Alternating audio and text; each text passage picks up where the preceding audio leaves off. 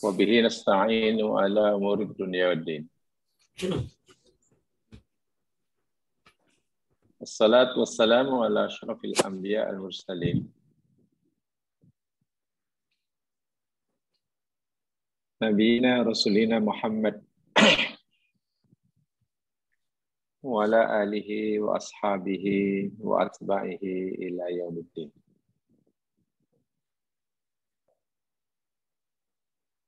Rabbi shrah li sadri wa yassir li amri wahlul 'uqdatam min lisani yafqahu qawli. Raditu billahi rabba wa bil islami dina wa bi Muhammadin nabiyya wa rasulah. Amma ba'd. Dipanjatkan puji syukur kepada Allah Subhanahu wa taala atas segala kurnia, rahmat dan hidayahnya.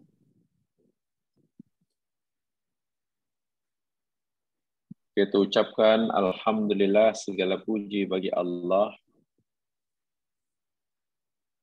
kerana Allah telah memilih kita sebagai makhluknya yang paling sempurna dan paling mulia.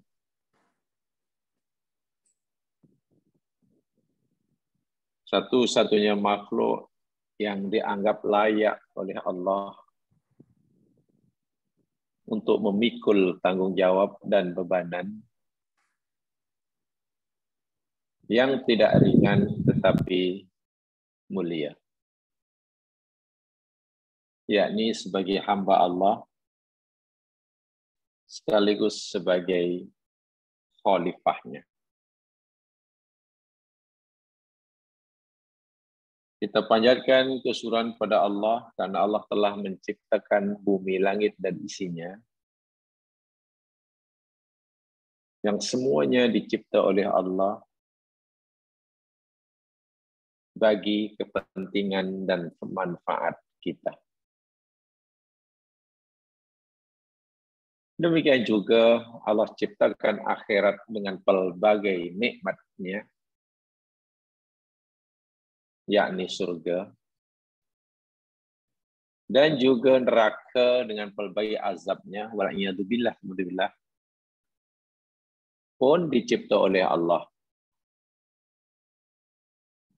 untuk hambanya yang bernama manusia.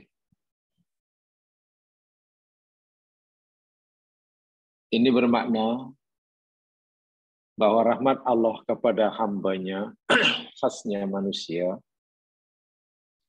tidak terkira luasnya, tidak terkira besarnya.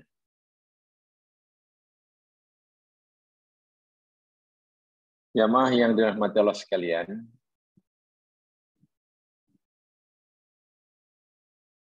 saya ingin teruskan siri kajian hadis kita berkaitan dengan keadaan orang yang terakhir dikeluarkan daripada neraka, yang bermakna orang terakhir dimasukkan di dalam surga. Sebelum kita teruskan bacaan hadisnya, saya ingin sampaikan dahulu bahwa hadis-hadis yang telah kita pelajari minggu lepas dan kita akan pelajari hari ini, ia menunjukkan sebagai bukti bahwa rahmat Allah itu sangat-sangat luas. Sangat luas. Meliputi segala sesuatu. Sebagaimana yang Allah firmankan sendiri di dalam surah Ghafir ayat yang ke-7. sebagaimana yang Allah firmankan di dalam surah Ghafir ayat yang ke-7.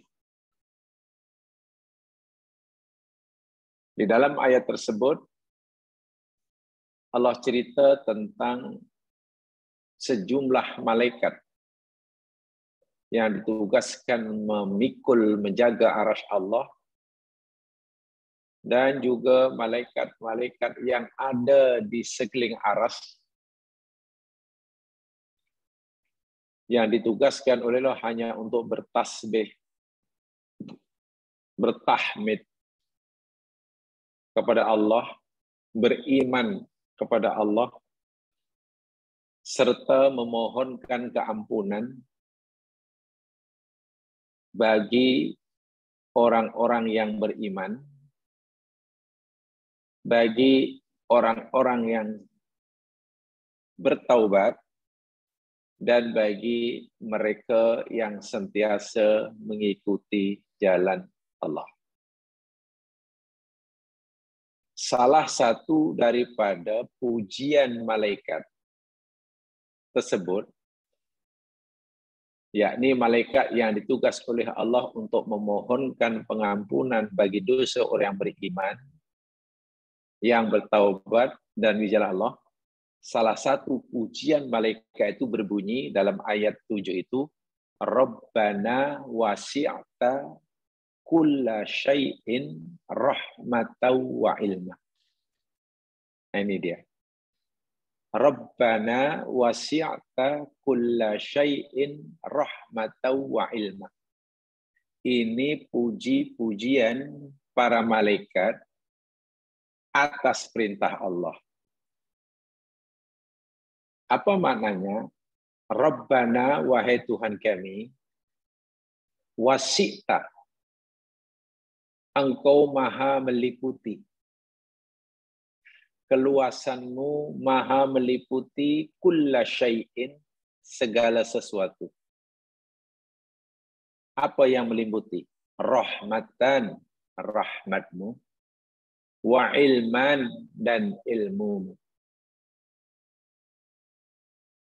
Malaikat memuji Allah bahwa, memuji dan mengakui bahwa rahmat Allah dan ilmu Allah itu meliputi segala sesuatu.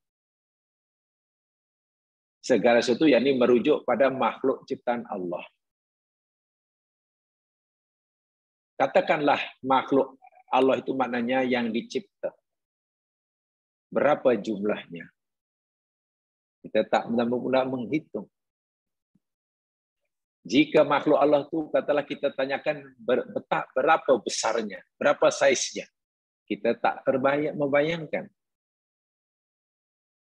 Jadi sebanyak manapun makhluk Allah, seluas manapun ciptaan Allah, dunia dan isinya ini, rahmat Allah meliputinya. Masih lebih besar dan lebih luas daripada itu. Nah, kerana malaikat meyakini bahawa rahmat Allah itu meliputi segala sesuatu, hatta orang-orang yang beriman, asal ia mempunyai akidah tauhid, dipohonkan keampunannya oleh malaikat. Malaikat tentunya yakin atas perintah Allah bahawa orang yang beriman ini sebanyak manapun dosanya, janji ia masih mengesahkan Allah dan tidak syirik, Allah akan ampunkan dosanya. Itu maksudnya. Dan jika sekiranya orang-orang yang beriman ini, katakanlah, beriman ini tidak sempat mendapatkan pengampunan bagi dosa-dosanya semasa hidup di dunia, sehingga mati ia masih punya banyak dosa, tetapi dosa selain syirik, ya, akidah tauhidnya tidak terjejas syaratnya.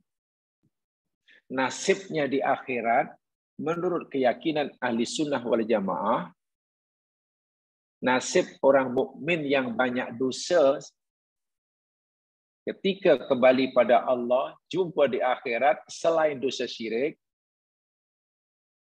menurut keyakinan Ahlussunnah wal Jamaah, terpulang kepada Allah. Terserah pada Allah. Insya'a adzabahu wa insya'a ghafaralah. Jika Allah menghendaki, Allah akan menyiksa mereka karena mereka berdosa. Dan jika Allah menghendaki, Allah boleh ampunkan dosa mereka sebanyak manapun. Selain dosa syirik, ya. Setegas selain dosa syirik.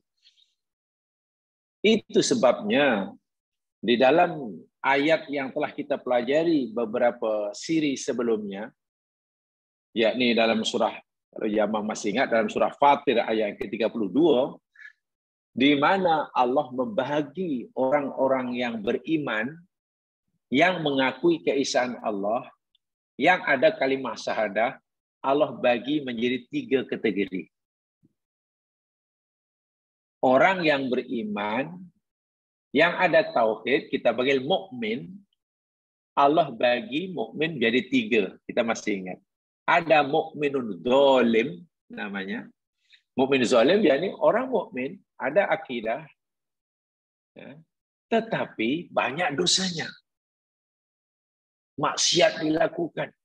Banyak sungguh dosanya. Yang kedua, mukmin muqtasid. Kan itu ya, dalam ayat yang ke-32 tadi. Mukmin muqtasid. Mukmin yang hanya melakukan, mengamalkan apa yang diwajibkan sahaja. Yang sunat tak buat. Hanya meninggalkan yang haram sahaja. Yang makruh tak tinggal. Itu mukmin muqtasid.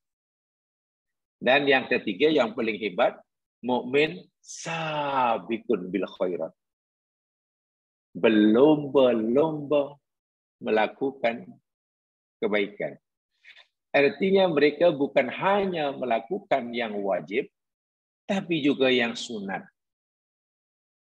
Mereka bukan sekadar meninggalkan yang haram, tapi juga yang makruh.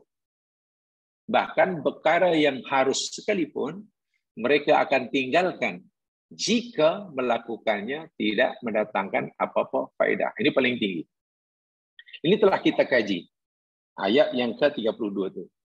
Yang dahulu kesimpulannya, walaupun mereka itu bulan mukmin zalim sekalipun, syaratnya tidak rusak akidahnya, ya. Mereka ketiga-tiga ini tetap mendapat jaminan surga.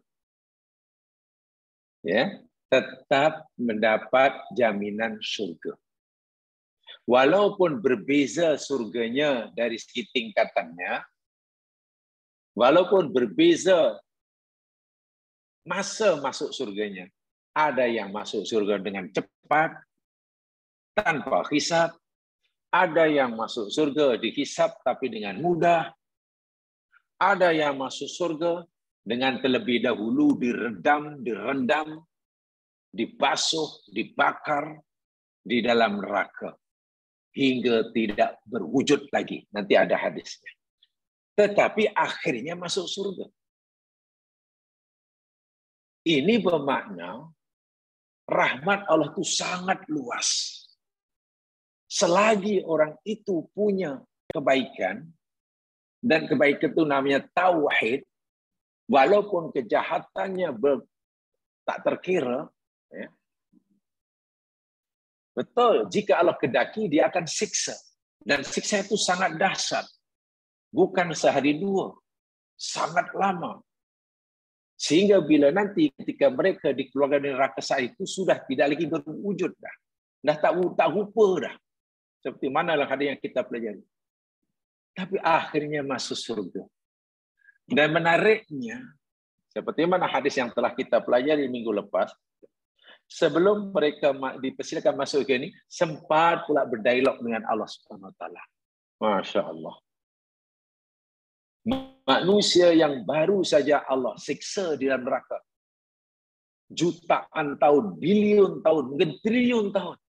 Begitu bebas, Allah berdialog dengan mereka. Dalam bahasa kita, berbual dengan mereka.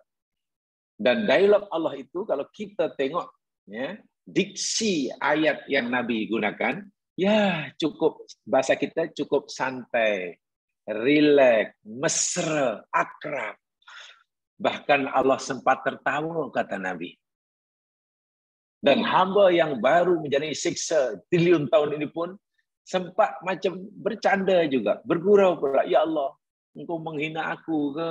Engkau perli aku ke? Allah kata, subhanallah, maha suci Allah. Allah tergelak, tertawa. Ini bukan kemesraan, keakraban antara Allah yang maha suci, maha agung, juga maha perkasa dengan hambanya yang baru saja menjalani siksaan yang triliun tahun. Sehingga semasa dikeluarkan, dia sudah tidak berupa makhluk lagi. Bodoh dan tengok. Hatta orang yang baru dibebaskan, rahmat Allah masih diperlihatkan. Syaratnya, orang ini punya tauhid. Sebab itulah Nabi SAW pernah bersabda di dalam hadis Bukhari Muslim daripada Abi Hurairah radhiyallahu anhu. Kata Nabi, lamma qadallahul khalqa. Tatkala Allah Subhanahu wa taala telah menetapkan segala ciptaan. Allah telah menetapkan apa yang dah dicipta dulu pada zaman azali. Dalam ilmu Allah, Allah dah tentukan nanti aku nak cipta ini, lepas itu begini, lepas ini gini, semua. Kataba indahu fauqa arsyihi. Allah telah tetapkan, Allah telah tentukan di sisinya di atas arasnya. Masa itu bumi langit belum ada. Masa itu kita belum wujud. Di zaman azali lagi. Allah telah tetapkan di sisinya, di atas arasnya, satu kalimat. Kalimat itu bunyi dia, inna rahmati sabaqat ghadabi. Dalam matan yang lain, inna rahmati ghalabat ghadabi. Ini hadis Bukhari Muslim. Sesungguhnya rahmatku mendahului kemurkaanku. Masya Allah. Sesungguhnya rahmatku mendahului kemurkaanku. Sesungguhnya rahmatku mengalahkan kemurkaanku dalam mata yang lain. Inilah kita menjadi paham kenapa setiap kali kita nak buat sesuatu dalam Islam, sebut nama Allah yang ada kaitan rahmat ini. Bismillahirrahmanirrahim. Allah sayang. Hidup ini jamaah sekalian, bila sentiasa meyakini dalam hati kita bahwa Allah ini sangat sayang kepada kita, sangat kasih pada kita, hidup menjadi tenang, hidup pasti punya harapan. Bahasa yang saya gunakan, sungguh pun orang itu punya sejarah masa silam yang gelap gulita. Sejarah masa silamnya gelap gulita, katalah.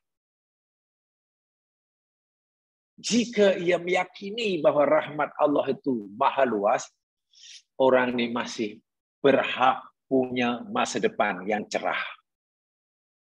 Maknanya tidak pernah tertutup peluang bagi orang itu untuk mendapatkan masa depan yang cerah, walaupun masa silamnya gelap gulita. Dengan bahasa yang lebih tegas, sungguh pun orang itu masa silamnya penuh dengan dosa dan maksiat, selagi malakul maut belum menjemputnya. Malakul maut belum menjemputnya. Peluang untuk mendapatkan pengampunan bagi dosa-dosanya masih sangat cerah. Allah masih tetap memberi dia harapan, roja. Sehingga orang yang sentiasa punya harapan pada Allah. Orang sakit punya harapan kepada Allah untuk sembuh. Orang susah masih punya harapan pada Allah untuk jadi senang. Orang tersesat masih punya harapan, tak putus asa untuk dapat hidayah. Hidup ini menjadi senang. Orang, anak Allah dalam Islam ini, Allah sentiasa menyuruh kita sentiasa punya sifat tafaul. Tafaul itu maknanya optimistik. Sentiasa berpikir, positive thinking terhadap Allah. Bahasa jamaah sekalian, positive thinking. Bahasa Nabi, husnudzon. Jadi alangkah eloknya kalau ditukar ya. Daripada selalu berkata ini apa? Positive thinking, tukar aja yang Nabi ajarkan. Husnudzon namanya. Sentiasa berbaik sangka pada Allah. Itu luar biasa. Itu boleh memberikan ketenangan. Kita berusaha, bekerja, susah payah, baru naik sikit jatuh semula, kita tetap husnudzon pada Allah. Hati terobati. Iya. Hati terawat. Sungguh pun musibah silih berganti, ujian tidak kunjung hilang, tapi sentiasa husnudzon pada Allah. Allah sayang. Allah sayang. Pasti hati akan terobati. Inilah rahmat. Rasakan, yakinkan bahwa setiap saat, setiap tarikan nafas kita ini tidak terlepas daripada rahmat Allah. Hidup kita sebenarnya lebih banyak dilimpahi rahmat Allah. Orang yang menyadarinya pasti hatinya akan bahagia. Di dunia, di akhirat lagi senanglah. Sebab dia tidak akan putus asa. Baru saja saya menjelaskan perkara ini jamaah sekalian berkaitan ini di tempat lain, tapi mungkin ada yang pernah dengar. Ada seorang ulama tasawuf. Dia berkata begini.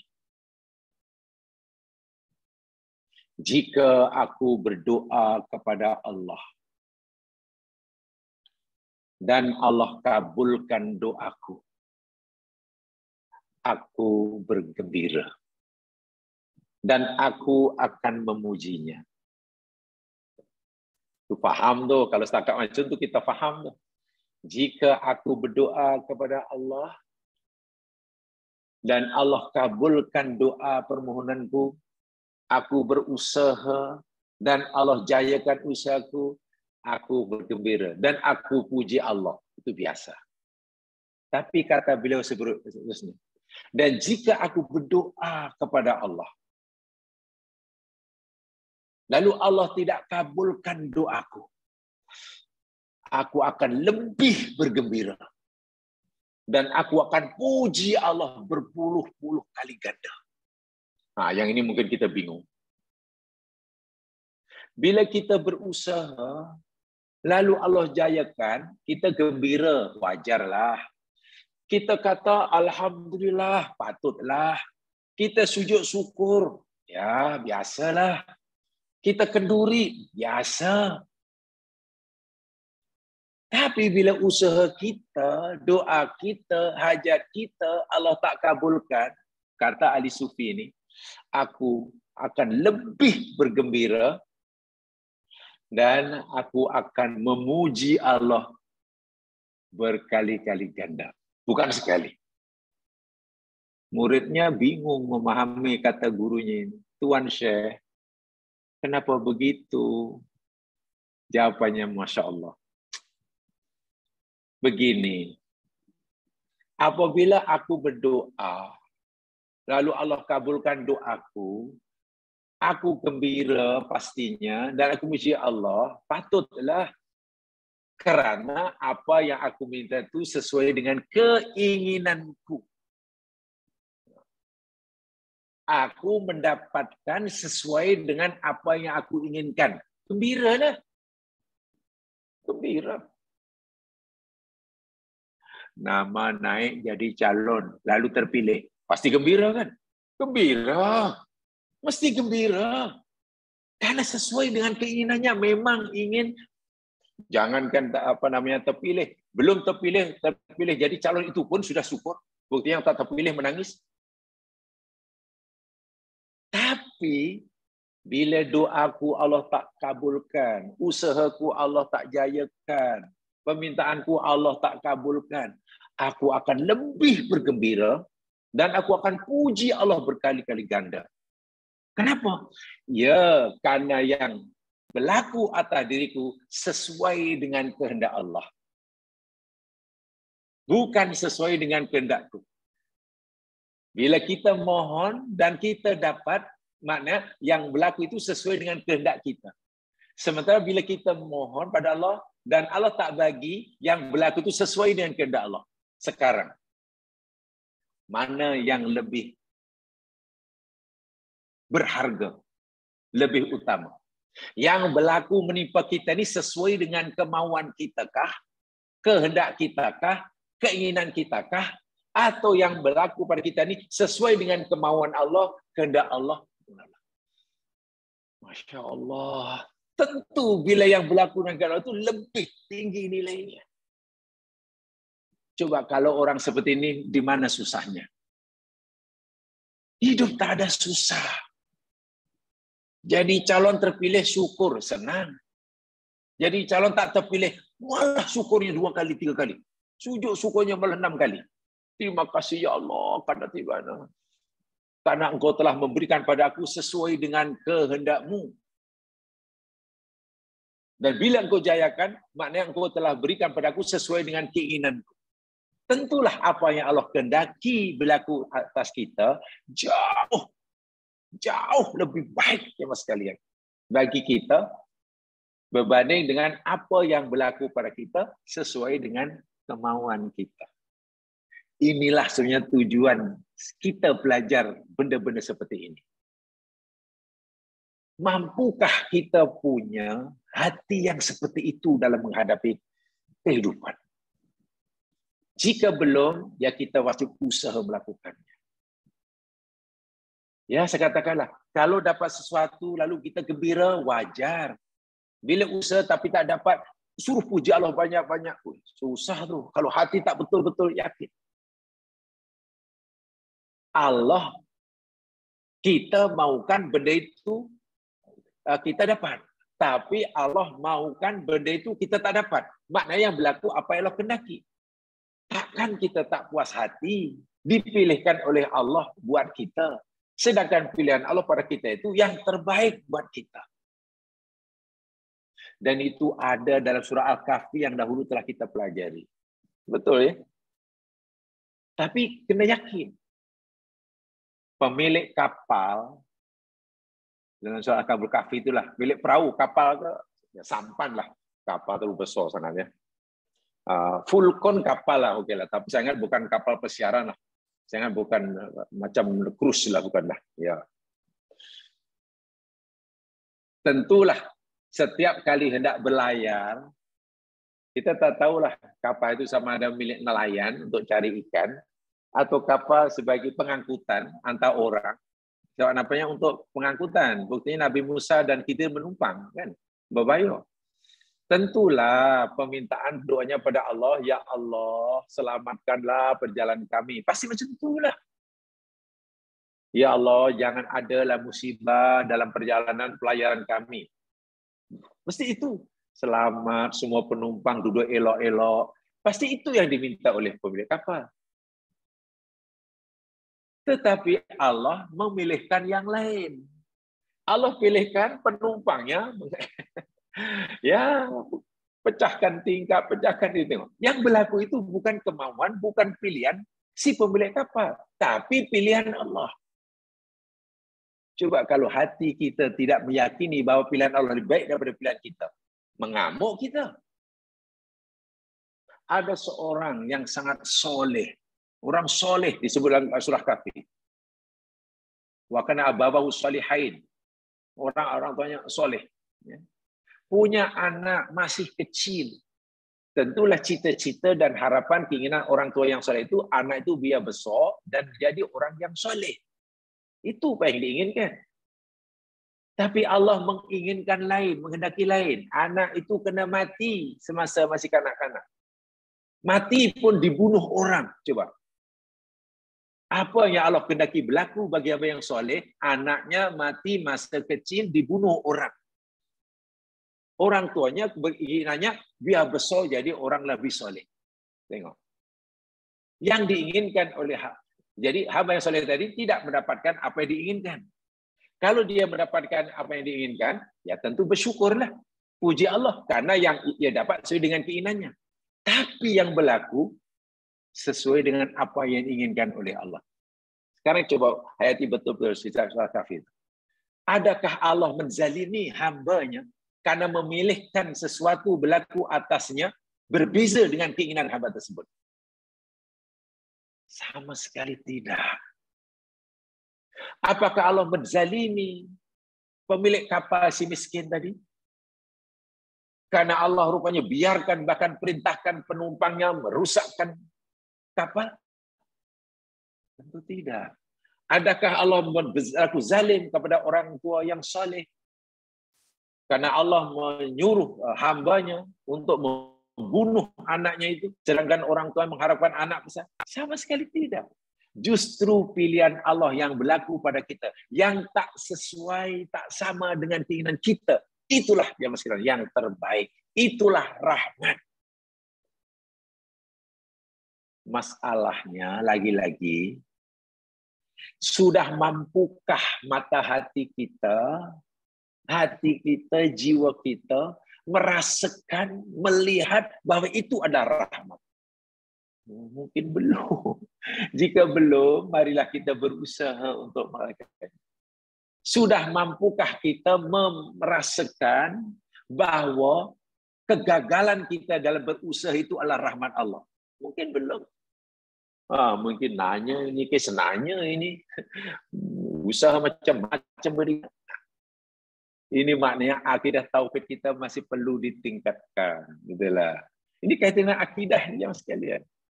Rupanya kita masih lebih percaya kepada apa kata kita daripada mempercayai apa kata Allah.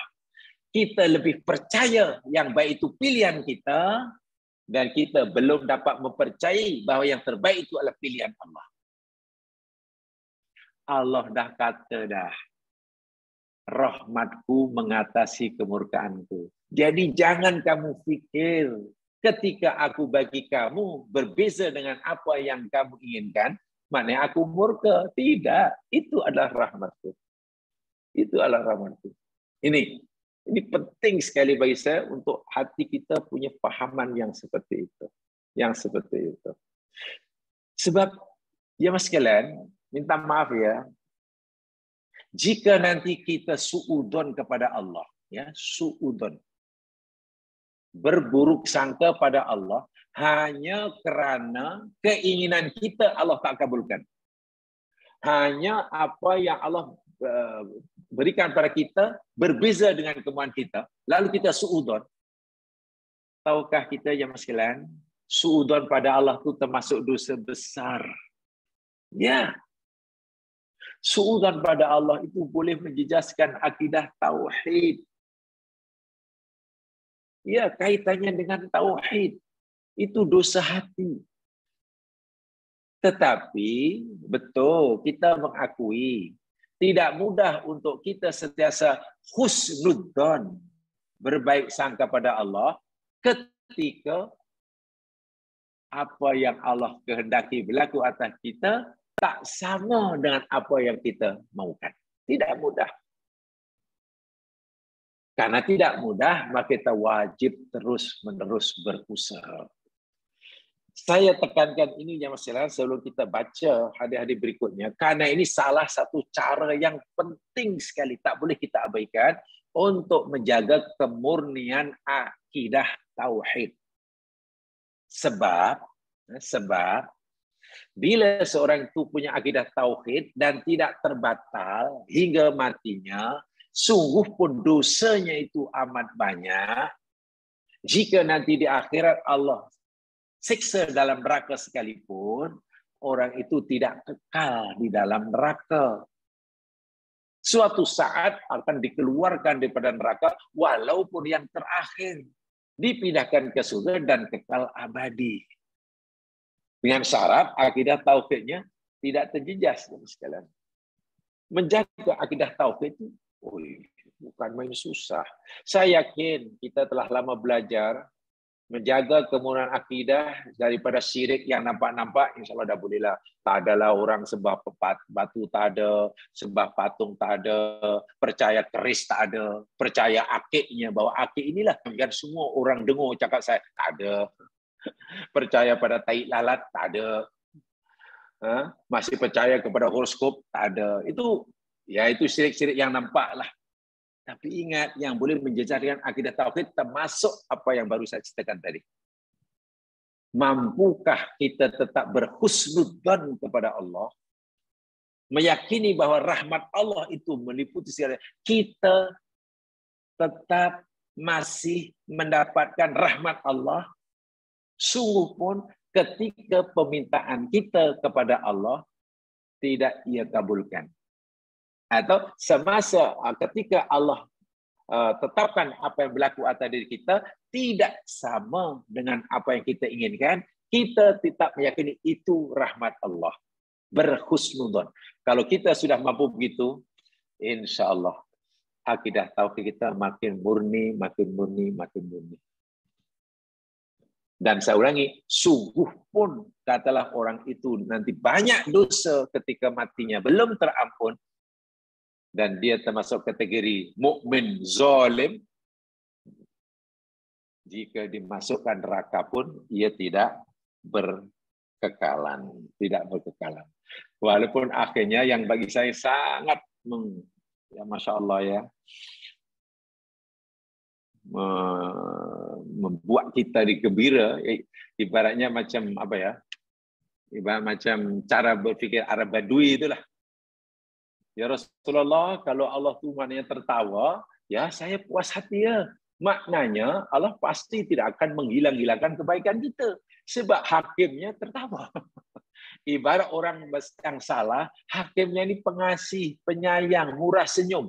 Ya, orang bersalah pun walaupun dia tahu akan dihukum, mesti rasa selesa kan. Coba kalau yang akan memutuskan keputusan itu, wah, mukanya seram. Ucapannya lebih membentak-bentak. Takut dia macam belum mendengar keputusan yang mudah. Dah kecut dah. Ini saya yakin hakim ini mesti adil nih. Sebab ramah, bertanya sopan, bukannya sentiasa menyenangkan. Jadi walaupun salah dan tahu nanti akan dihukum, tapi tetap sahaja pasti akan mendapatkan limpahan kasih sayangnya. Roja itu masih ada. Ini yang mustahab. Sebab orang tidak boleh putus asa dari rahmat Allah. Di hari telah kita pelajari ya, bagaimana Allah hapuskan amalan orang-orang yang menutup peluang orang lain untuk dapatkan pengampunan Allah. Bagaimana Nabi bersabda, bila orang berkata demi Allah, Allah tak akan ampunkan dosa kamu. Allah marah. Lalu Allah kata, aku telah ampunkan dosa dia. Dan aku akan hapuskan amalan kamu yang mengatakan tadi. Masya Allah. Murka sungguh Allah Subhanahu Wa Taala bila rahmatnya pula dilenyapkan, dihilangkan, dinafikan. Dinafikan. Baik. Sehingga di akhir perjalanan menuju surga, walaupun dengan merangkak, jatuh bangun, sempat pula meminta macam-macam, minta ini, dibagi, minta lagi. Allah kata, jangan-jangan kamu minta tak ada, ya Allah, kami tak akan minta. Dah janji dah. Sekali dia masuk surga, ya Allah, engkau perli ke? Surga dah penuh. Allah tertawa. Nabi pun yang menjelaskannya tertawa. Bermakna, manusia yang paling jahat sekalipun, paling banyak dosanya sekalipun, syaratnya bukan dosa syirik ya, akhirnya Allah akan perlakukan dia dengan penuh rahmat dan kasih sayangnya, dengan penuh rahmat dan kasih sayangnya. Baik, jemaah sekalian, itu hadis sebelum kita baca hadis yang berikutnya, yang berikutnya. Baik, sekarang kita akan baca hadis yang berikutnya. yang sebetulnya isinya lebih kurang sama. Hadis daripada Abu Sa'id Al-Khudri. Hadis daripada Abu Sa'id Al-Khudri. Coba lihat.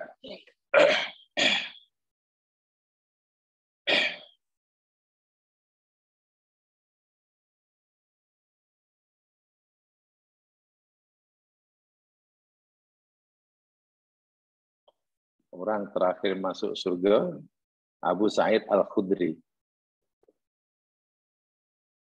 An Abi Sa'idin Al-Khudri radhiyallahu anhu. Hatta idza khalasal mu'minuna minan nari. Saya terjemahkan harfiah ya Mas ya. Saya terjemahkan word by word. Word by word. Hatta sehingga idza apabila khalasa telah selamat al-mu'minun orang-orang yang beriman, yang ada iman, yang ada tauhid, selamat minan nari daripada api neraka. Selamat dah. Maknanya orang mukmin ini sebetulnya dah lama disiksa dalam neraka, gitulah. Ribuan tahun, wa'iyadzubillah, bilion tahun, mungkin triliun tahun lah. Setelah habis, tamat tempoh penyiksaan yang ia mesti alami di neraka, khalasa itu dah selamatlah.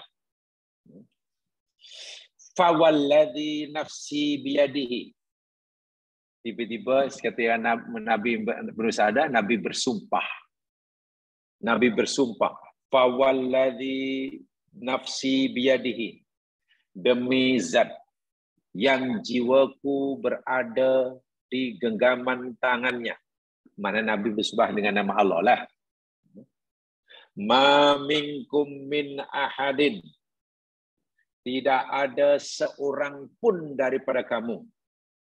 Bi asyadda munasyadatan lillahi. Yang paling bersemangat, yang paling bersungguh-sungguh menuntut, memohon, merayu kepada Allah. Saya ulangi. Ma minkum min ahadin. Tidak ada seorang pun daripada kamu bi asyadda munasyaratin lillah. Yang paling bersungguh-sungguh, paling bersemangat, merayu, menuntut, memohon kepada Allah. Memohon apa ya? Menuntut apa ya?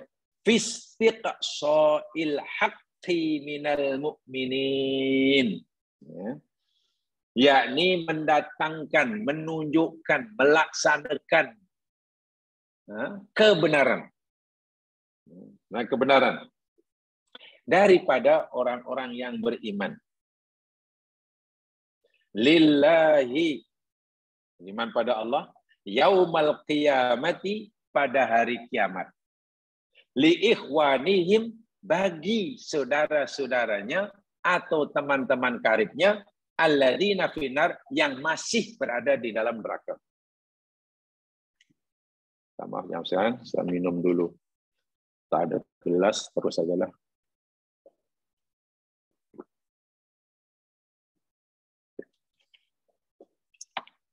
Malah nak ambil gelas. Saya ulangi, begini maksudnya. Selepas orang mukmin itu selamat daripada neraka, kata Nabi,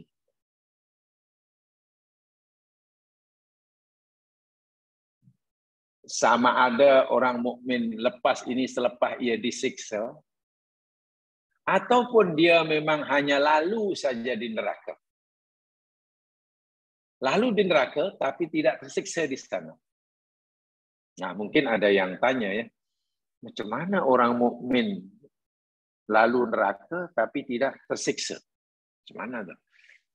Kalau orang kan bukankah bila orang masuk neraka sebelum ke surga mana tersiksa lah? Oh tidak, jamaah sekalian ya. Saya ulangi sekali. Begini. Terpaksa saya tunjukkan ayatnya dahulu ya, karena ini tafakuh fiddin, jadi mungkin saya sambil gabungkan dengan ayat Al-Quran. Coba jamaah lihat di dalam surah Maryam. Surah Maryam.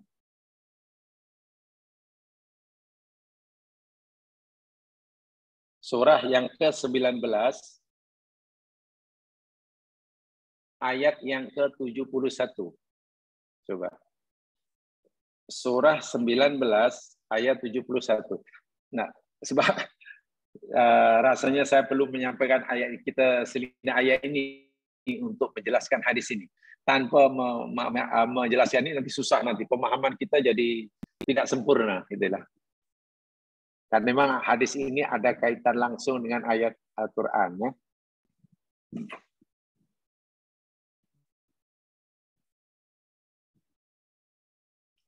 Jadi ya, surah Maryam, surah 19 ayat 71. Ayatnya berbunyi, A'udzu billahi minasyaitonir rajim. Wa in minkum illa wariduha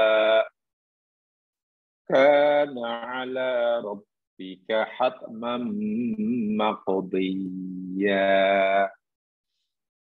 Terjemahan direct translation-nya, wa in dan tiadalah minkum daripada kamu. Kamu ni kamu manusia lah. Dan bersifat umum. Kamu ni kamu manusia maknanya tak kira mukmin ataupun kafir, gitulah maksudnya. Illa kecuali melainkan wariduha. Waroda manasanya datang, masuk, tiba. Atau melalui. Ha tu nya ni maknanya Jahannam. Nya tu maksudnya kepada Jahannam. Yani berkaitan dengan ayat yang sebelumnya tu, dalam ayat ke-68 tu. Ya. Allah berfirman, ini maksudnya, dan tiadalah daripada kamu, wahai manusia, tak kira mukmin ke atau kafir ke, melainkan pasti ia akan melalui masuk Jahannam. Macam mana ya? Bukankah selama ini kita difahamkan yang masuk Jahannam itu hanya orang kafir? Kenapa? Setelah kita mengkaji Al-Quran, rupanya bukan orang kafir saja. Orang mukmin pun masuk Jahannam. Ini Allah yang berfirman. Dan kenapa orang mukmin, orang kafir kena masuk Jahannam juga? Karena adalah ia. Makna masuk Jahannam itu. Ala rabbika, atas Tuhan. Hatman, satu keputusan, ketetapan, maqdiyah yang telah ditetapkan, telah diputuskan oleh Allah. Bahasa mudah. Dalam perjalanan seseorang manusia untuk mencapai sampai ke destinasi yang terakhir di akhirat. Destinasi terakhir di akhirat, stasiun terakhir itu namanya surga. Namanya surga. Nah, untuk sampai ke surga itu, jamaah sekalian, tidak ada jalan lain melainkan mesti melalui Jahannam. Begitulah. Ibarat jamaah naik MRT, tak tahu lah jamaah dah ada pengalaman atau belum naik MRT ya. Saya ingat mungkin sudah naik MRT lah. Ya, saya tiba-tiba teringin juga dulu, apalagi ketika masih free. MRT Sungai Buloh, Kajang, wah, maklum free. Cepat-cepatlah, try. Dari Sungai Buloh ke Kajang, kan banyak stesen. Itu ada berapa? 52 stesen apa? Stesen Sungai Buloh, lepas itu. Stesen berikutnya, Kampung Selamat. Wah, betul. Stesen berikutnya, Kuasa Damansara. Begitulah. Kan mesti kita lalui kan. Hinggalah akhirnya stesen yang terakhir sekali. Di Kajang tuh. Yang di ujung sekali selepas stesen yang dekat stadium itu. Tapi saya naik sampai stesen yang second last saja. Saya tujuannya hanya ingin nak makan sate samurai. Sate orang Jepun tuh. Nama satu sate samurai. Rupanya orang Jepun. Samurai. Nah, tidak mungkin jemaah sekalian, tidak mungkin orang sampailah naik MRT dari stasiun Petang Sungai Buloh hingga yang terakhir tanpa melalui stesen Kuta Damansara, Sunway Damansara, Damansara. Tak mungkin lah. Tak mungkin, mesti melalui semua. Dan pasti melalui stesen sebelumnya, yaitu Stadium Kajang. Karena memang itu sudah ketetapan, mana boleh melompat. Sebab itulah dalam perjalanan orang ke akhirat, untuk mencapai destinasi yang terakhir namanya surga, mesti melalui jahanam. Tidak ada jalan lain. Quran kata, tiada seorang pun daripada kamu, mereka pasti akan memasuki jahanam. Waktu sahabat pun bingung, jangan semua memahami. Bingung. Ya Rasulullah, bukankah kita orang mukmin? Apabila kita orang mukmin, macam mana pula kita mesti melalui jahanam? Maksudnya, lalu apa bezanya kita dengan orang kafir? Tapi nak kata itu bohong, macam mana bohong? Ini Quran, Nabi yang menyampaikan pada kita. Lalu Nabi jelaskan, oh iya, memang itulah keputusan Allah. Tetapi ketahuilah, kata Nabi, wa idza martum fiha, dan apabila kamu wahai umatku yang beriman, yang berakidah tauhid, masuk jahanam, melalui jahanam dalam perjalananmu menuju surga, situ yang terakhir, lam takun syairon, neraka jahanam tidak menyala. Masya Allah. Bal takunu bardan wasalaman kama takunul nar ala Ibrahim. Sebaliknya, neraka jahanam tiba-tiba menjadi sejuk, kamu rasakan, dan menyelamatkan, memberi keselamatan ke atas kamu, sebagaimana api diperintah oleh Allah jadi sejuk dan memberikan keselamatan kepada Ibrahim. Artinya apa? Saya berikan contoh. Jika ada dua hamba Allah, yang satu mukmin, yang satu kafir, atau munafik, atau musyrik. Yang satu ada akidah dan tidak ada dosa, yang satu berdosa. Ada akidah, berdosa, ataupun tak ada akidah. Masuk jahanam. Yang mukmin itu jamaah sekalian, melalui jahanam, jahanam tidak panas.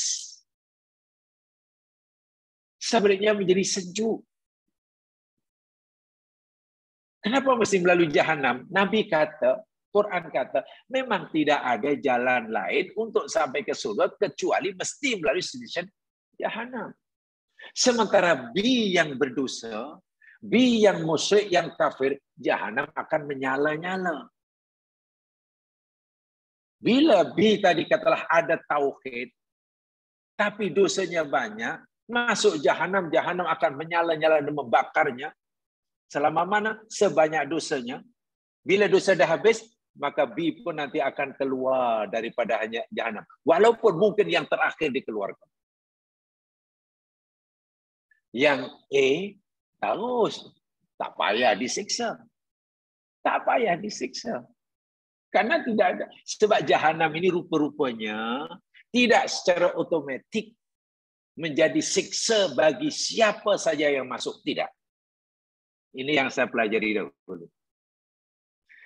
Neraka jahanam itu tidak secara otomatik menjadi panas dan menyiksa bagi siapa yang masuk lain. Tidak. Bergantung kepada siapa yang memasukinya.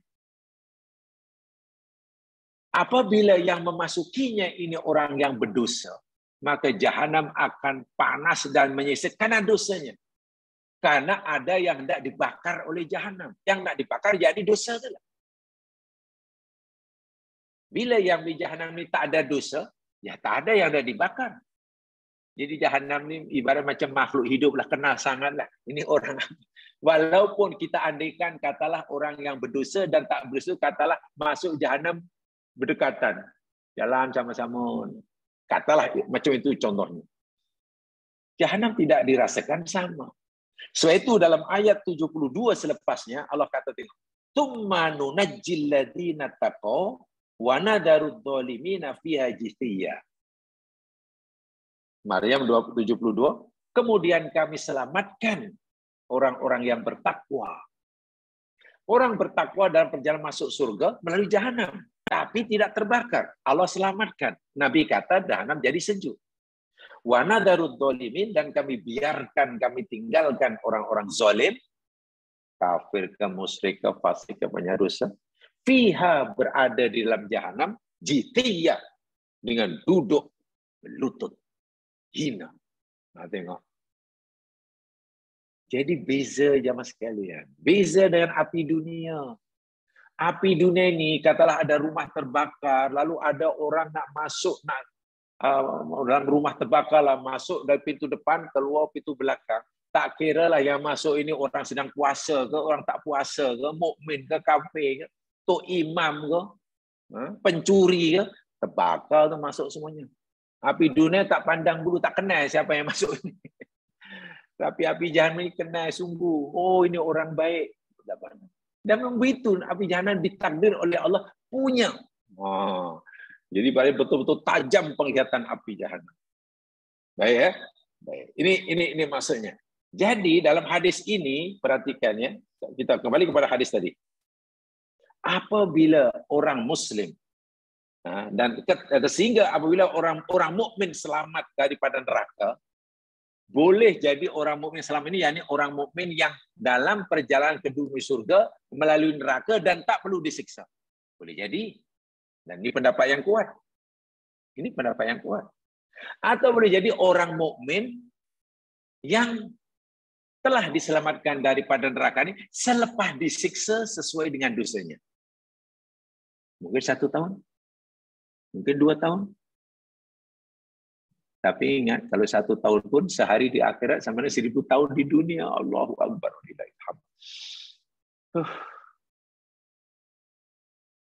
Dan seringan-ringan azab di neraka itu disuruh memakai capal, terumpah, kasut, panas, panasnya masuk ke tubuh badan melalui tapak kaki hingga ke otak, otaknya mendidih, menggelegak.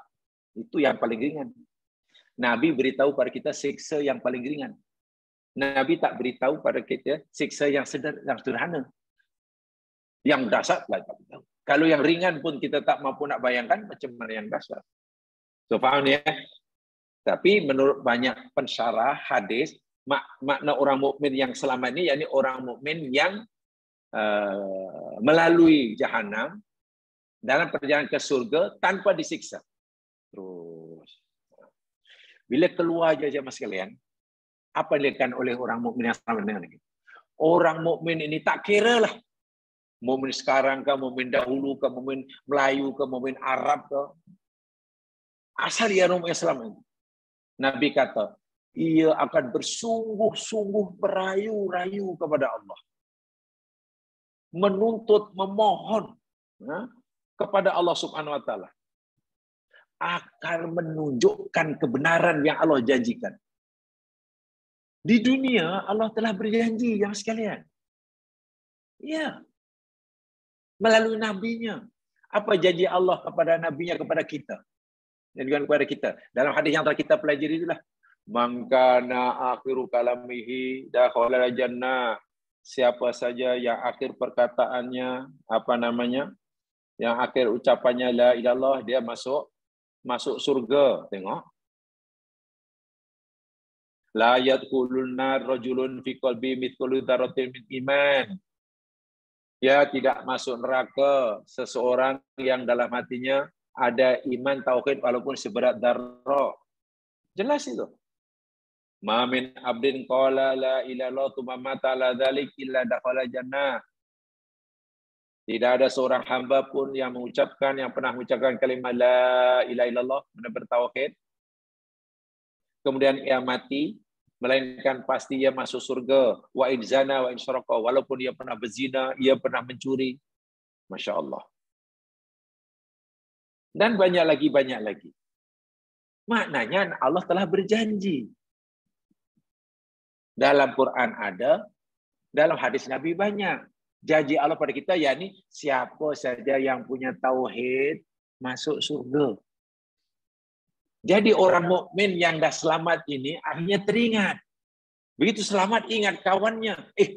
Aku punya kawan. Kawan aku dulu itu punya tauhid. Dia orang yang mengisahkan Allah. Tapi dia masih berada di neraka. Orang mukmin yang berusaha rasanya tak sampai hati nak tinggalkan kawannya yang ada di neraka ini. Walaupun dia sebenarnya boleh terus masuk ke surga. Tapi belum tenang rasa-rasanya. Karena dia memikirkan kawannya. Kawan aku dalam neraka nih. Akhirnya dia merayu-rayu kepada Allah. Apa rayuannya? Nah, ini dia. Yaqulun. Tengok dalam hadisnya. Mereka berkata, Rabbana kanu yasumuna ma'ana. Ya Allah, kami punya kawan, kami punya sahabat. Masa di dunia dahulu, ya Allah, sahabatku ini berpuasa juga macam kami. Sama-sama puasa. Wa yusallun, mereka pun salat macam kami salat, bahkan kami sering salat berjamaah dengan dia. Wa yahujjun, kawan kami ini ya Allah dahulu pun pergi haji, bahkan satu kapal.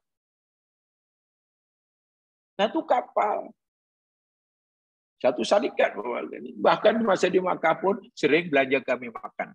Mungkinlah itu kebaikannya. Dia puasa macam kita puasa, dia solat, dia haji. Jadi maksud orang mukmin ini, ya Allah aku mohon dia pun keluarkanlah ya Allah daripada neraka. Astagfirullahaladzim. Inilah seronoknya ya Mas, kalau kita punya kawan baik. Ya dengan segala kerendahan hati ya Mas sekalian.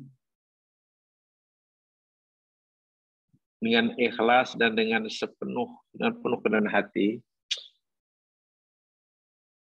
sesiapa nanti di antara jamaah sekalian yang telah terbebas daripada api neraka, tiba-tiba jamaah merasakan, saya jamaah tidak temukan di surga, tolong ditunggu dan tolong rayukan kepada Allah. Ya Allah, itu kawanku, ya Allah, Kariman Abdul Mu'in. Pernah selalulah dahulu masa dunia pun sholat bersama kami, puasa bersama kami. Kenapa engkau tidak keluarkan mereka dalam neraka? Jadi kayak kawan yang baik ini ingin memberi syafaat kepada kawan. Diperjuangkan. Itu untungnya kalau kita punya kawan yang baik. Bukan sekadar ia menolong kita, berbaik kita pada dunia. Di akhirat nanti, jika kawan kita yang baik, yang layak masuk surga lebih dahulu daripada kita, kita dibela. Disanggup. Kalau dalam pada hadis tengok. Asyadda munasyadah lillah. Ia bersungguh-sungguh, ia merayu, menuntut pada Allah. Agar kita yang juga ibadah macam mereka, tetapi nampaknya terlambat masuk surga, masih dalam neraka, mohon agar Allah keluarkan kita daripada neraka. Coba kalau kita punya kawan yang baik seperti ini. Seorang mukmin itu macam inilah sebetulnya keberuntungannya. Berkawan sesama muslim, berkawan dengan orang baik, berkawan pada orang yang taat pada agama. Keuntungannya sangat besar. Jika di dunia mungkin kita macam tidak merasa manfaatnya berkawan dengan sesama mukmin yang baik, yang saling doa mendoakan. Yakinlah, di akhirat nanti kita akan merasa bertuah. Karena kita diusahakan bersungguh-sungguh oleh kawan kita yang mungkin bebas dari neraka lebih dahulu pada kita. Ya Allah, tolong dia keluarkan. Ya Allah, tolong keluarkan. Apakah Allah kabulkan permintaan kawan kita yang macam itu? Apa kata Allah? Fayuqalu lahum. Lalu dikatakan pada orang mukmin yang merayu-rayu ini, akhriju man araftum. Akhriju man araftum. Wahai hambaku mukmin yang telah bebas dari neraka, akhriju, keluarkan oleh kamu. Man araftum, siapa kamu pernah kenal dahulu. Allahu Akbar, subhanallah. Si orang mukmin ini dipersilakan oleh Allah, izinkan. Kalau dalam bahasa kita, dalam bahasa akidah, orang mukmin itu oleh Allah rupanya diberi izin untuk memberi syafaat. Ya, ini dalilnya. Untuk beri syafaat kepada saudara mukmin yang lain yang perlu diberi syafaat. Dan Allah kabulkan. Wahai hambaku yang baru selamat, ya akhriju, keluarkan. Kamu mau kan saudara kamu, kawan kamu yang dahulu sembahyang sama, mengaji sama, berada dalam majlis zikir yang sama, dalam kotak yang sama, mengingatkan, jaga.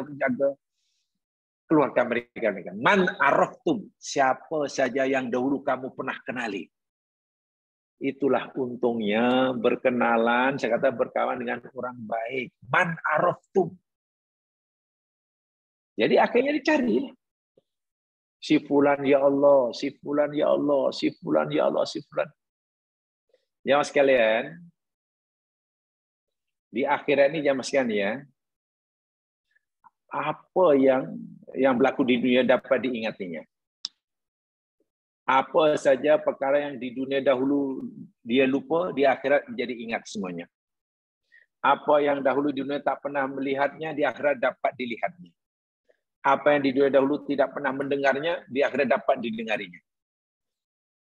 Dalam bahasa mudah, kemampuan manusia di akhirat dalam melihat, mendengar, mengingat, itu ditingkatkan oleh Allah, kemampuannya berganda-ganda. Sehingga di akhirat tak ada orang yang pakai spek macam sekarang ini, tak ada. Tak ada orang yang glukoma, tak ada. Terang benderang, nampak segalanya, termasuk amalnya, niatnya pun nampak. Ingat segala-galanya. Jadi bila Allah kata, keluarkan oleh kamu daripada neraka, siapa saja yang kamu pernah kenali di dunia. Ya, sebutlah, tentu orang akan sebutlah. Kalau dia hanya, katalah kalau orang tu hanya kenal 3. Yang dikenal hanya 3, dan 3 itu kita tak masuklah, ruginya kita. Ruginya kita. Karena rupanya kita tak masuk yang tak dikenali oleh orang yang baik tadi. Akhirnya apa? Fatuharramu suwaruhum 'alan nar. Maka diharamkan gambar mereka ke atas neraka. Maknanya apa? Jangankan jasadnya sebenarnya. Gambar bayang-bayang mereka pun Allah haramkan ke atas neraka. Maknanya dikeluarkan daripada neraka. Atas syafaat kawannya tadi. Allahu Akbar. Begitu murahnya rahmat Allah. Bagaimana prosesnya? Wallahu a'lam. Berapa masa yang diperlukan? Wallahu a'lam. Kita percaya. Keluar orang itu. Fayukhrijun khalqan akhar. Khalqan katsira. Lalu orang-orang mukmin ini dapat mengeluarkan sejumlah makhluk yang banyak, yang ramai. Karena yang dikenal dulu, oh si fulan ya Allah, si fulan ini kawan mengaji saya, ini kawan ibadah saya, ini kawan puasa saya, ini kawan ini semua. Ini kawan seagama saya, ini kawan seiman ke saya.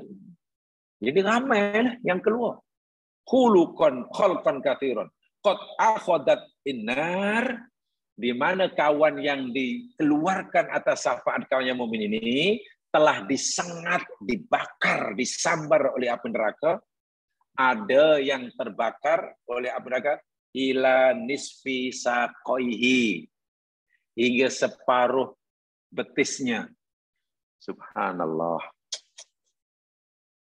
sempat juga lah hangus hingga setengah betis. Tahu tu. Wa ila rukbatai, ada pula yang sempat dibakar di neraka hingga hangus lebur hingga lututnya. Rukbatun itu lutut. Rukbatun lutut. Rukbatai ini dua lutut. Kalau sakun itu betis. Sak itu betis. Maknanya kawan yang diberi syafaat oleh kawannya tadi, yang berdasarkan kawannya tadi, sebenarnya sempat disiksa.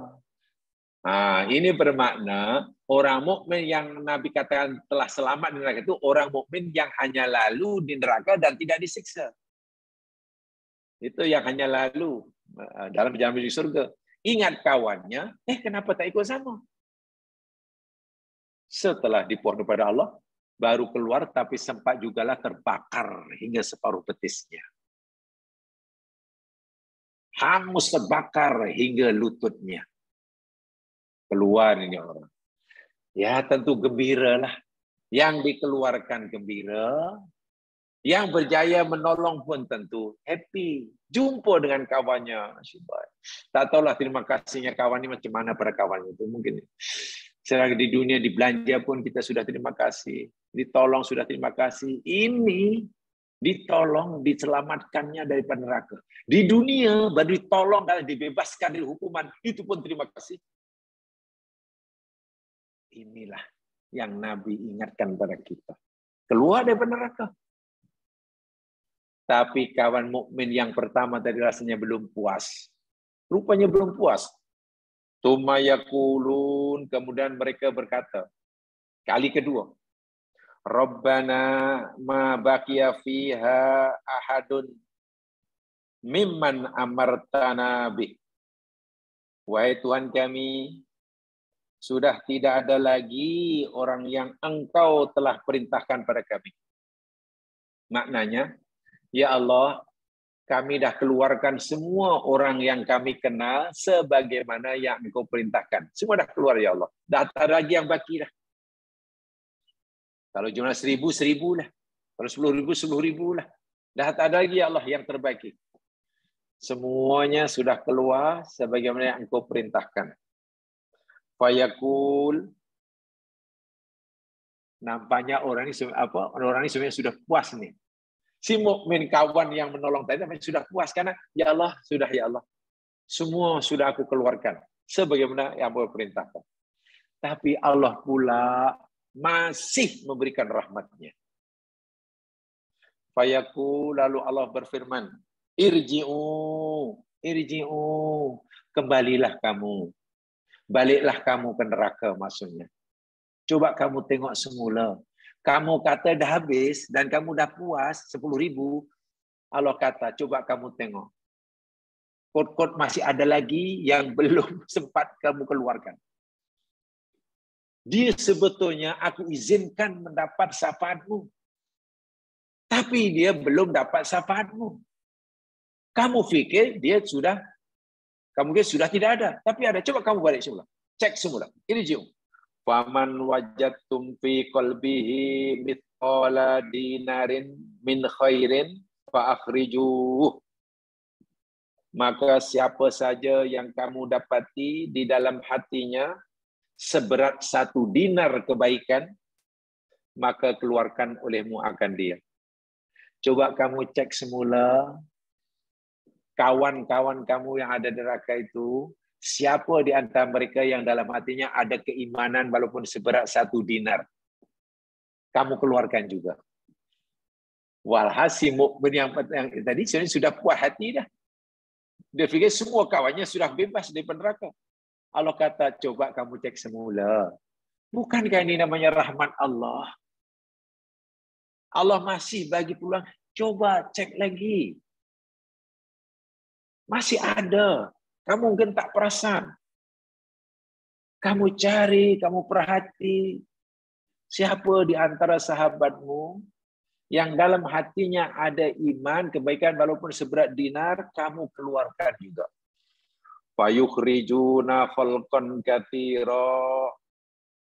Lalu orang mukmin pertama yang selama ini percaya mengeluarkan makhluk dalam kumpulan yang besar, ahli neraka dalam kumpulan yang ramai sungguh. Rupanya. Sebab yang Allah izinkan untuk dikeluarkan sama, yakni siapa saja yang dalam hatinya ada iman walaupun hanya seberat 1 dinar.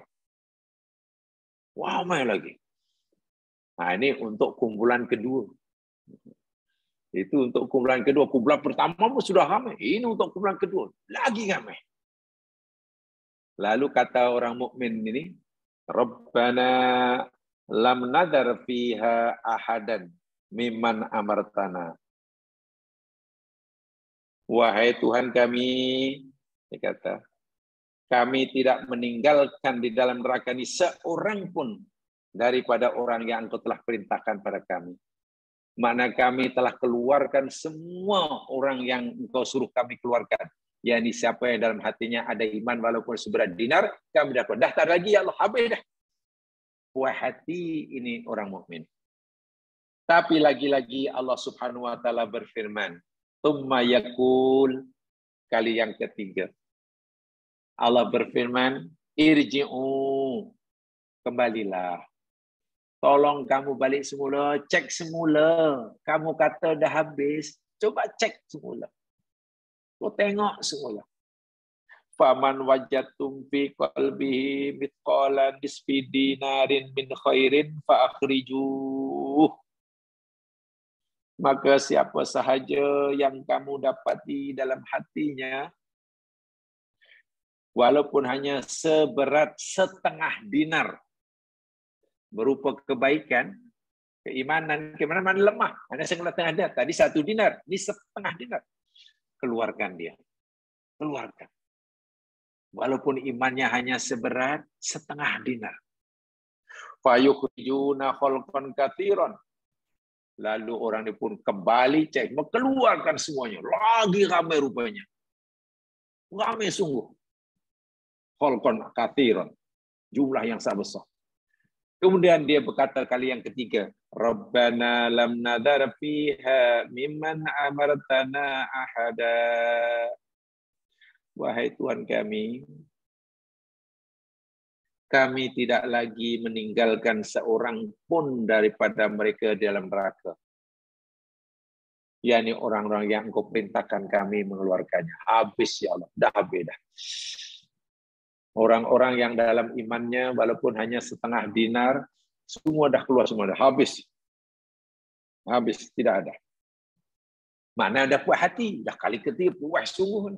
Tapi Allah masih Maha Pengasih, Maha Penyayang. Rahmat Allah ini meliputi segala-galanya. Dilimpahkan harta kepada hambanya yang sedang disiksa. Si mukmin tadi pun dah puas hati dah dapat menolong kawannya sebanyak itu. Tapi bagi Allah, belum. Aku masih ingin memberikan rahmatku kepada orang-orang yang kamu pikir tak layak. Tsumma yaqul, lalu Allah berfirman, tengok. Macam di atas tadi. Irji'u, kembalilah kamu. Coba kamu cek semula. Faman wajadtum fi qalbihi mithqala dzarratin min khairin fa akhrijuhu.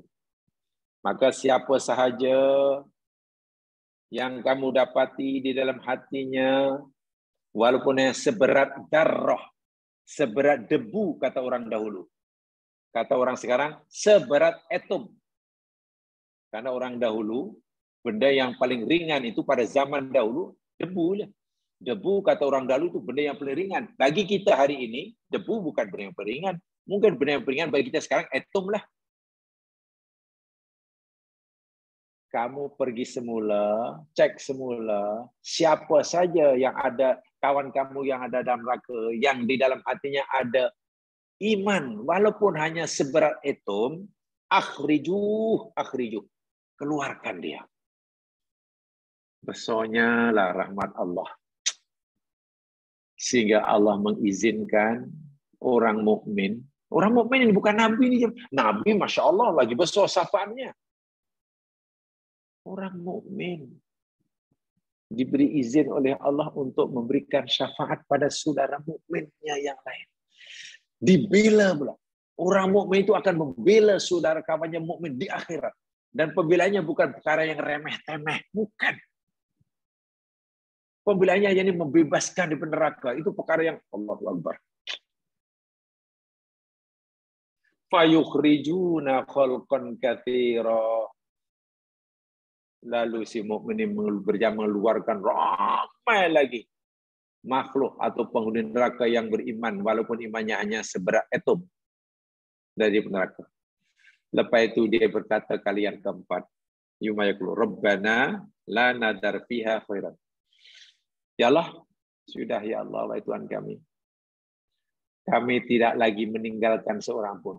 Kami tak yakin ada orang yang tertinggal. Dah habis dah. Kami tidak meninggalkan seorang pun mereka yang layak untuk dikeluarkan neraka. Melainkan semuanya dah keluar. Ini pengakuan yang jujur. Hingga ini,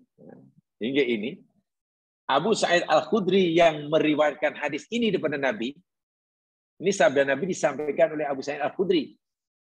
Saat ketika sampaikan ucapan yang ini, apa? Wa kana Abu Sa'id Al-Khudri, dan adalah Abu Sa'id Al-Khudri yaqul, ia berkata, illam tusaddiquni bihadzal hadis, jika kamu masih tidak meyakini, tidak mau membenarkan akan aku, maksudnya jika ada di antara kamu yang masih tidak mempercayai, membenarkan apa yang aku katakan ini, mungkin kamu fikir apa kataku ini hanya cerita bohong, rekaan aku. Mana ada orang mukmin memberi sabar orang lain, keluarkan ini macam ini. Saya merayu. Buat apa nak membela sangat orang mukmin yang lain? Kalau kamu tak percayalah apa yang aku ucapkan ini.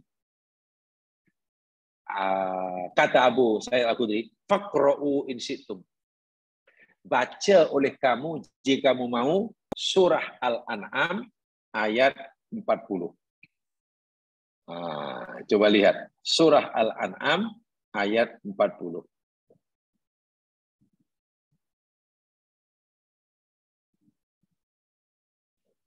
Di mana dalam surah Al-An'am ayat 40 itu, itulah bunyi dia. Itu bukan An-Ni'am ya, An'am. Bukan An-Ni'am, itu kurang alif tuh. Alif, lam, hamzah. Alif, lam, hamzah, nun, ain, alif, mim. Bukan An-Na'am, tapi Al-An'am. Ya, pula lain. Terjemahnya Anisa, apa ya? Jangan saya rujuk.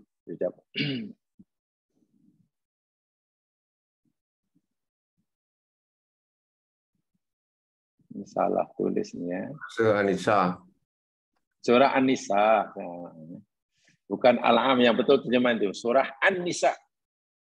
Ayat 40. Tolong diubah yang Arabnya. Tak betul itu. An-Nisa yang betul.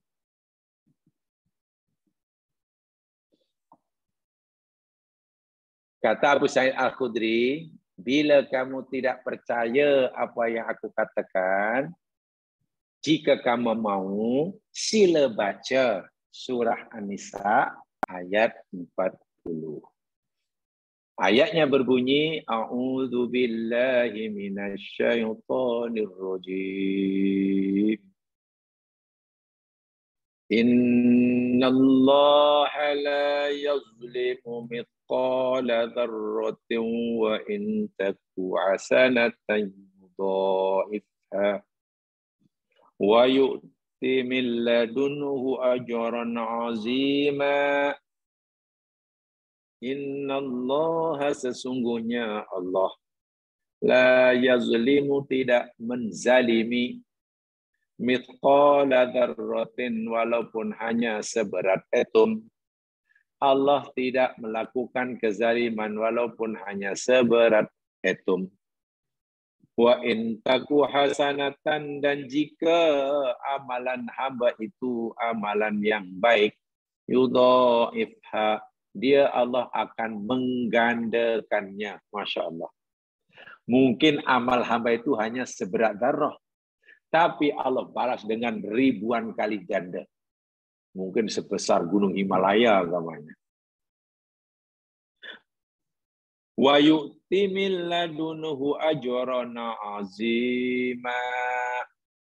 Dan Allah pasti akan memberikan dari sisinya ganjaran yang sangat besar, yang agung.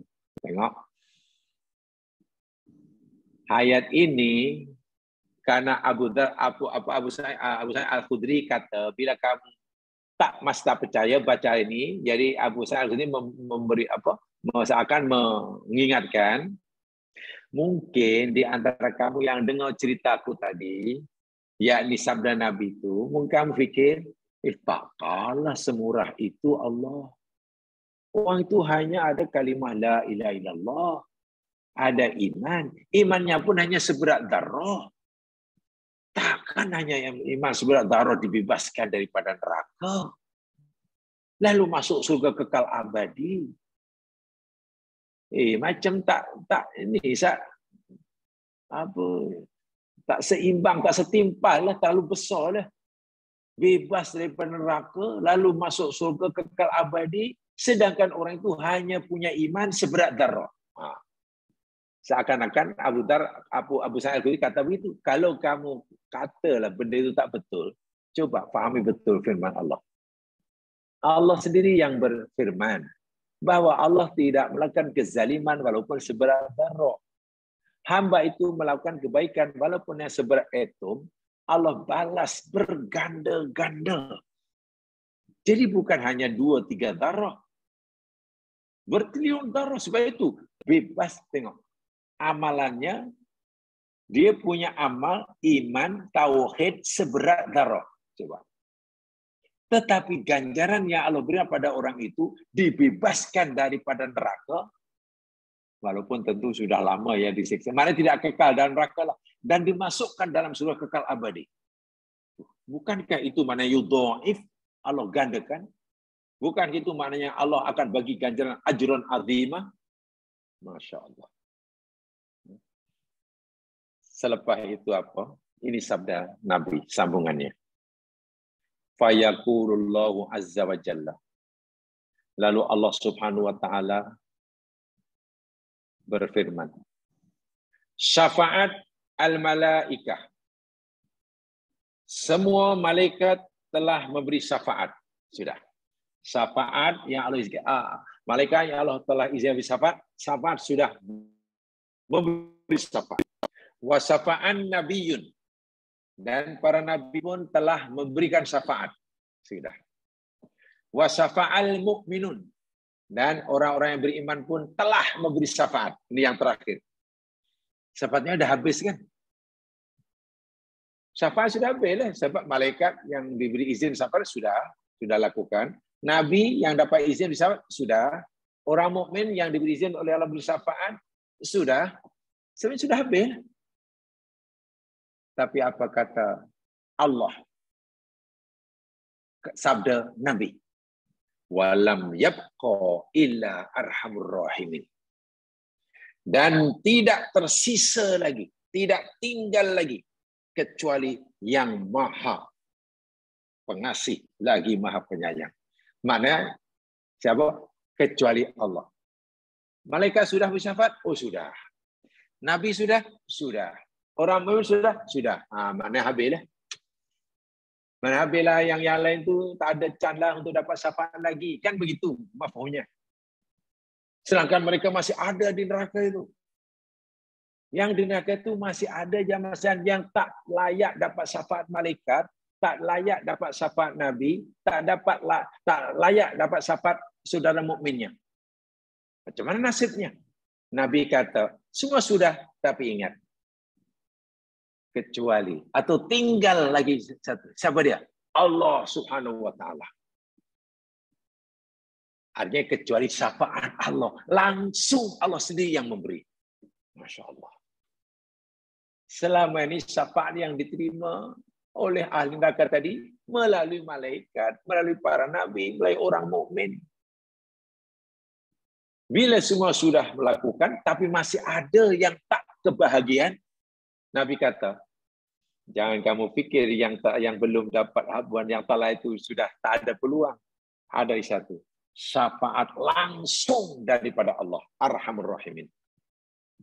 Bagaimana ceritanya? Ini dia. Fayaqbidu qabdatan minan nar.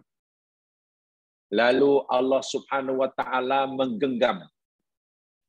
Ini terjemahan harfiah ya. Allah Subhanahu wa taala menggenggam satu genggaman daripada neraka. Mana ambillah satu genggaman itu maksudnya. Ini bahasa mudahnya, jangan dipahami jangan diyakini secara harfiah. Allah genggam masuk tangannya genggam, bukan macam itulah. Satu genggaman dari neraka. Fayukhriju minha qauman.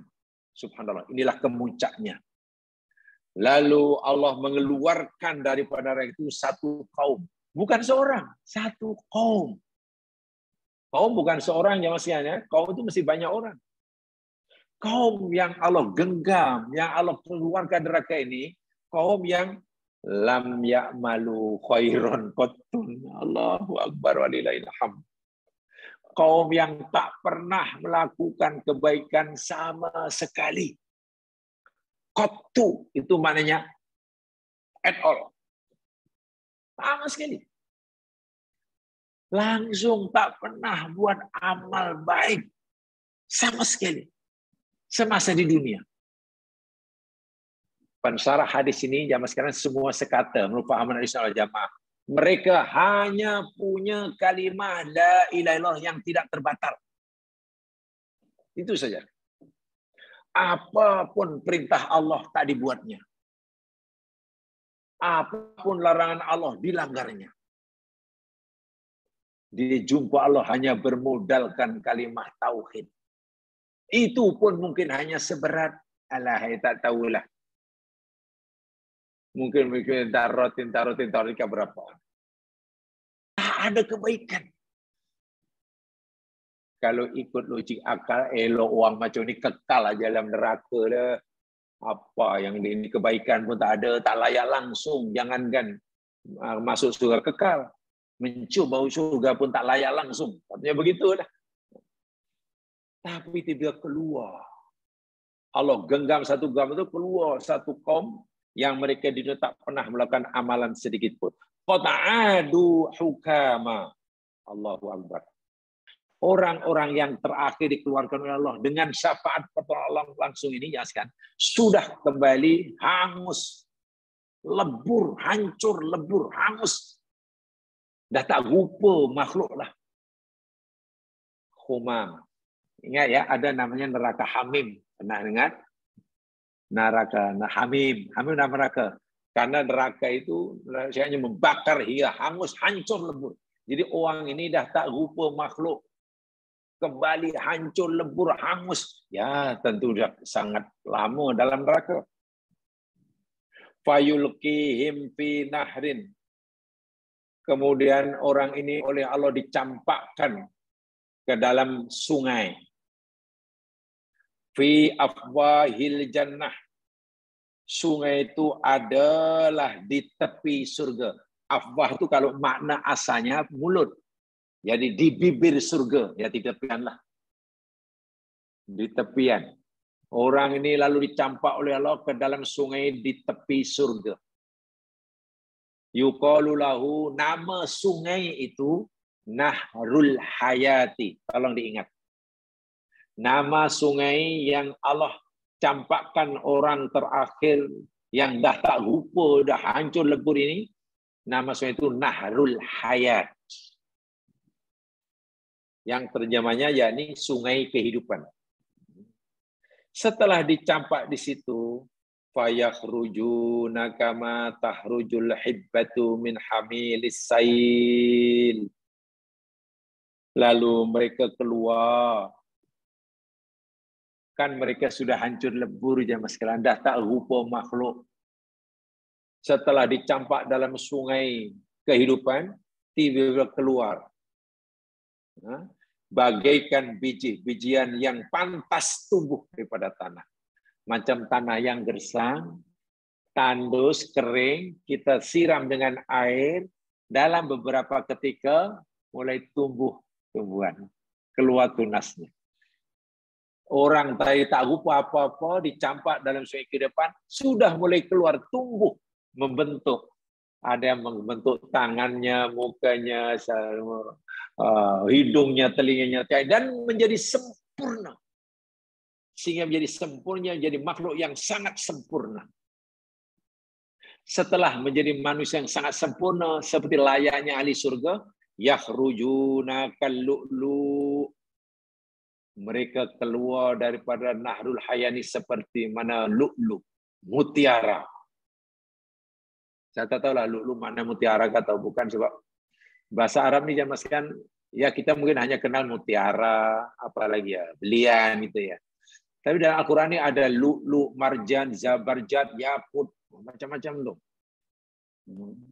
Zabarjat, yakut, lu'lu, marjan. Marjan itu mutiara, lu'lu tak tahu apa. Keluar macam mutiara. Fi riqabihimul khawatim. Lalu oleh Allah dikalungkan di leher-leher mereka tanda, rantai. Khawatim itu amanah asalnya yakni tanda, apa nama, cincin. Jadi tanda lah di lehernya. Ya'rifuhum ahlul jannah. Semua ahli surga kenal. Oh, ini ahli surga ini. Sebab orangnya lawa, bersih, sempurna. Memancar macam lu'lu.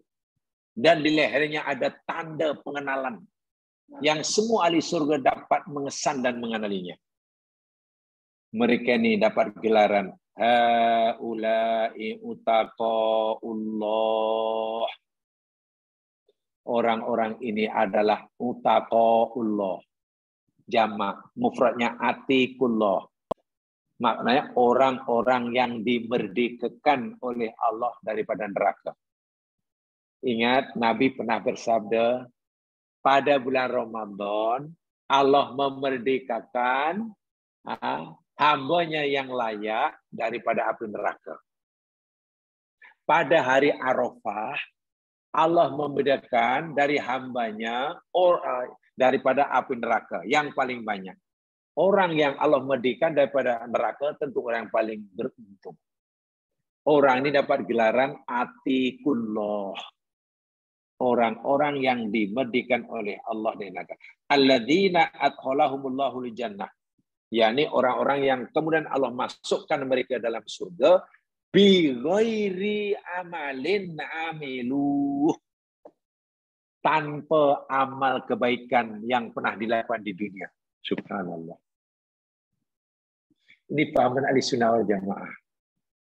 Kalau pahaman Khawarij dan Mu'tazilah, orang mukmin yang buat dosa itu kekal dalam neraka karena dia sudah tidak mukmin, kafir. Tapi pahaman ahli sunnah jamaah, orang mukmin yang berdosa sebanyak manapun dosanya, bahkan semua perintah ditinggalkan, semua larangan dilanggar, asal imannya tidak terbatal. Walaupun imannya hanya sebesar darah. Di akhirat nanti oleh Allah akan dimerdekakan daripada api neraka. Walaupun dia orang yang terakhir. Terakhir. Di dunia tak pernah melakukan amal soleh. Wala khairin qaddamuh. Dan di dunia tak pernah melakukan kebaikan yang pernah dilakukannya. Subhanallah wal'iyadzubillah. Inilah ya mas kalian. Contoh. Orang yang termasuk orang terakhir masuk surga, betapa bertuahnya. Pengajaran daripada hari ini sangat banyak. Tadi sengaja sampaikan harfiah supaya mudah dipahami, dimengerti. Satu di antaranya, marilah kita perbanyakkan kawan di dunia dengan orang-orang yang soleh. Orang-orang yang beragama. Hendaklah kita lebih banyak berkawan dengan orang yang tahu agama, yang boleh saling tegur-menegur antara kita dalam bab agama. Yang mengingatkan kita bila kita salah. Yang mengingatkan nyuruh kita solat bila kita abai solat. Sebab kalau kita punya kawan seperti ini di dunia, orang-orang yang soleh, berada di majlis-majlis yang soleh. Bila di akhirat nanti katakanlah, waliyadzubillah, walaupun kita tidak minta, kita lambat masuk surga karena kesalahan kita. Sementara kawan kita yang soleh ini masuk surga lebih dahulu. Mereka belum puas hati terus masuk surga. Kecuali terlebih dahulu mereka membela nasib kita. Memohon, merayu pada Allah agar kita pun segera dibebaskan. Disebut nama orang tu, ya Allah, kami punya fulan dahulu, fulan ini solat sama kami. Dan Allah suruh mereka bebaskan hingga tengok berapa banyak jumlah. Setelah semua malaikat telah memberi syafaat, Nabi pun sudah, orang mukmin sudah. Apakah yang tidak berhak mendapat syafaat malaikat para mukmin sudah tak ada can lagi? Tidak. Yang terakhir itu Allah sendiri akan menolongnya. Allah tidak akan mensia-siakan amal orang mukmin yang berupa akidah tauhid, walaupun hanya seberat 1/1.000.000 atom sekalipun. Begitulah luasnya rahmat Allah. Sebab itu, walaupun orang mukmin yang zalim sekalipun akhirnya nanti masuk surga, syaratnya ada iman. Tentulah kita tidak maulah ingin jadi orang mukmin zalim karena lama neraka. Kita tentu memilih ingin jadi orang mukmin yang sabiqun bil khairat. Dalam surah Fatir itu ya ada mukmin zalim, mukmin muqtasid, dan mukmin sabiq. Tapi ujian kita menyampaikan ini bahwa Islam ini tetap memberi kabar gembira kepada siapa saja asal dia punya tauhid walaupun berdosa. Peluang masuk surga terbuka. Dan jika ia sempat bertaubat daripada dosanya di dunia sebelum matinya, lagilah akan terjadi akhirat. Jika dia tak sempat bertaubat mungkin di akhirat, insya Allah orang ini dibebaskan daripada neraka akhirnya. Artinya tidak kekal di dalam neraka, walaupun waliyadzubillah dia termasuk orang terakhir masuk surga. Tentu selepas bertriliun tahun di dalam neraka. Mari coba kita hayati hadis-hadis seperti ini. Dan insya Allah nanti saya akan tambah penjelasan saya apa yang dimaksudkan di dunia tak pernah buat amal baik itu apa maksudnya. Sebab jangan pula nanti kita salah faham. Oh, mana kalau begitu yang penting kita iman. Buat jahat pun tak apa. Oh, jangan. Jangan begitu. Ya, begitu. Ini bukan makna kita ada sini boleh kita untuk justify perbuatan jahat kita. Tapi hari ini memberitahu kita betapa luasnya rahmat Allah Subhanahu wa Ta'ala. Begitu, yang sekalian. Jadi mudah-mudahan berikan manfaat bisa menyampaikan. Alhamdulillah kita mendapat informasi bersama yang benar daripada Allah Subhanahu wa Ta'ala. Silap daripada kelemahan saya sendiri. Mudah-mudahan kesalahan dan yang terang ajaran agama. Mari kita dengan baca tasbih kifarah dan surah Wal-Asr. Subhanakallahumma wa bihamdika asyhadu an la ilaha illa anta astaghfiruka wa atubu ilaik. أعوذ بالله من الشيطان الرجيم إن الإنسان لفي خسر إلا الذين آمنوا وعملوا الصالحات وتواصوا بالحق وتواصوا بالصبر. السلام عليكم ورحمة الله وبركاته. وعليكم السلام ورحمة الله وبركاته. Waalaikumsalam warahmatullahi wabarakatuh. Terima kasih Ustaz. Saudara kita Tuan Haji Zarin, apa cerita? Percaya Zarin. Betul.